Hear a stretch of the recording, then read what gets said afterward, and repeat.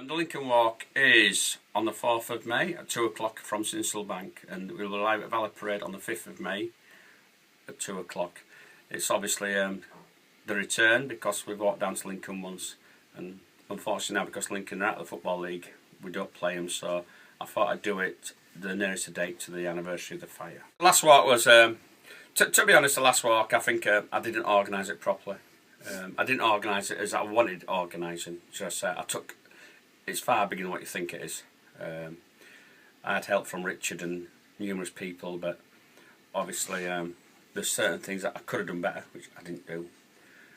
I had 2 people who walked with me, and fair play to them, they did their best, but when you've got to do the last 23 mile by yourself, it is an absolute killer.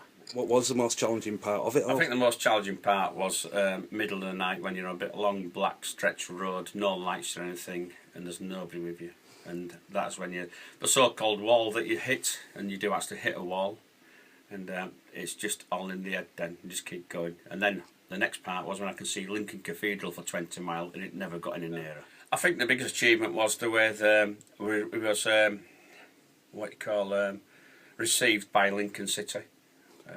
They was absolutely tremendous. I can't fault them in any way, and the amount of money that we collected from the Lincoln fans on the day was absolutely tremendous.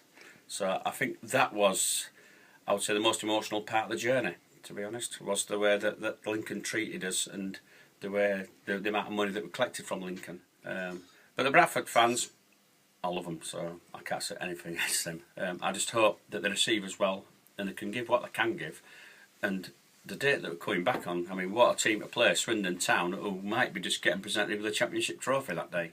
Well, this time I've got 2 girls walking with me, one called Charlotte Usher, who works at the Ideal Hospital, and I've got Andrea Brown from Eccleshill. They did the 3 peaks with me. Andrea Brown is, I know her quite well, and she's a very, very fit girl, and I mean in the walking sense. She does a lot of walking, she did the 3 peaks very quickly, and Charlotte is no slouch, she's a very fit girl. And they're very single-minded, I do believe, from what I've seen them talk to them about. I know Andrea is, and Charlotte's got a challenge on, where she's got a bet on from some Leeds United supporters, so I know she will want to complete it. So they've been training. I haven't actually started training yet, and it's got 4 weeks to go. So I will be hitting the roads this weekend. I've got on a special diet so I can start and get trained. So yeah, obviously I have a backup team. And the person holding the phone at the moment will be part of it, which is Richard, who does all my website for me, which I think is absolutely brilliant for what he's done for me. And obviously Charlotte, I do believe. And then I'm looking for a driver, even though Glenn Baldwin's volunteered to do it again, but I just hope it's not 17 miles to go for the last 14 hours. And but I've got numerous people. Wendy James, who's part of Bradford City, she's going to start arranging things for me, so we will see what we can achieve this time. Mentally and physically for this, are you confident you can get ready in time for the walk? Mentally, I'm always ready, you know, because to me, it's always in the head.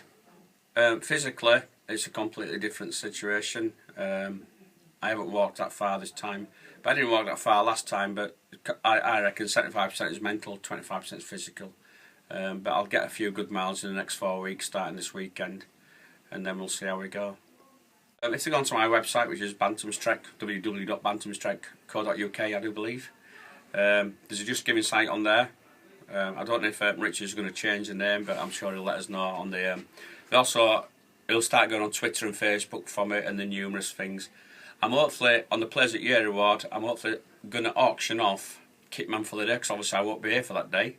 So I'm going to have a word with the manager of the club and see if we can auction off Kitman for the day, so you'll see everything about the club. You'll be on the bench, you'll see what goes off in the dressing room and everything, so I think it's a great opportunity for somebody, but it will cost a bit. My target, I would like to raise £10,000, alright, but even if it's just £1 that I raise, that's tremendous to me, you know what I mean. They can still buy the Bantams, wristbands in the ticket office, and hopefully we're looking at we're getting t-shirts on sale in the shop, but at the moment it's the price. I'm looking for a sponsor for them because the price is absolutely through the roof. So I'm looking at £10,000.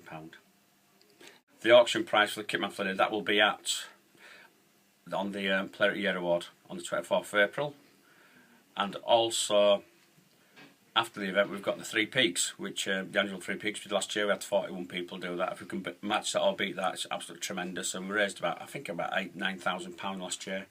So, and that all. What I've got to reiterate is that the money that we do for the walk and the Free Peaks, every penny goes to the burns unit. It doesn't go anywhere in the club.